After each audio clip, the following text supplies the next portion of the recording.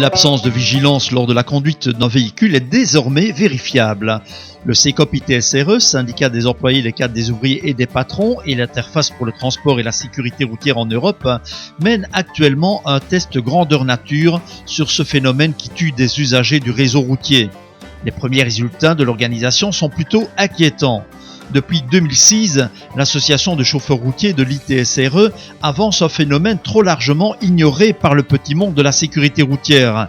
L'absence de vigilance des conducteurs routiers, mais pas seulement, serait selon une étude américaine à l'origine de 41,3% des accidents impliquant des camions. Qu'en est-il en Europe ? Lors de l'accident de l'autocar à Sierre dans le canton du Valais en Suisse, dans lequel les enfants et leurs professeurs sont décédés, accident toujours inexpliqué à ce jour, les responsables de la sécurité routière balayaient d'un revers de la main les explications possibles faites par le CECOP-ITSRE. En regardant les images de l'accident, il serait possible de déterminer si le chauffeur aurait pu connaître ce type de phénomène ou non.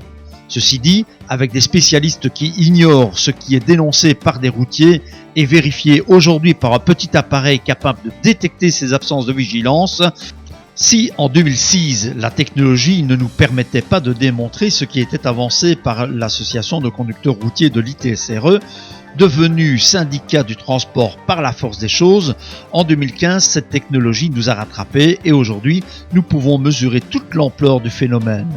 Ces petits trous noirs vécus par des milliers de chauffeurs routiers et autres usagers du réseau routier sont à l'origine d'une partie des sorties de route inexpliquées ou encore de ces accidents dans lesquels des camions percutent des fils à l'arrêt. Sur ce sujet, les chauffeurs ayant eu ce type d'accident nous disent tous systématiquement qu'ils n'ont rien vu venir et qu'ils n'ont pas vu les quelques instants précédant l'impact. Le phénomène est encore plus inquiétant qu'imaginé à l'époque. Le CECOP-ITSRE s'est procuré un petit appareil du nom de Stop Sleep, appareil qui a été testé par le CNRS, le Centre national de la recherche scientifique en France. Celui-ci est capable de détecter les absences de vigilance d'un chauffeur routier. Les premiers tests sont plutôt alarmants.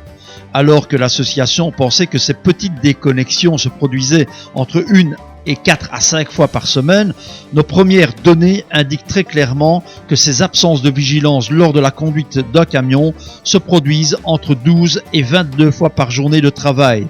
Le test a été effectué sur une journée de conduite de plus ou moins 7 heures par jour. Un chauffeur peut en faire 9 à 10. Les premières données ont été recensées par un chauffeur n'ayant jamais eu d'accident de la circulation. Et ceci a aussi toute son importance car certains chauffeurs qui sont à l'origine d'accrochages répétitifs pourraient augmenter ces premières statistiques.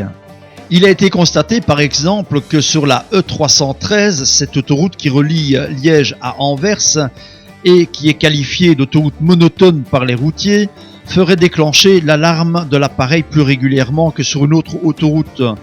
Autre constat, la première alarme d'une journée de travail a été faite après 4 minutes de conduite d'un camion seulement.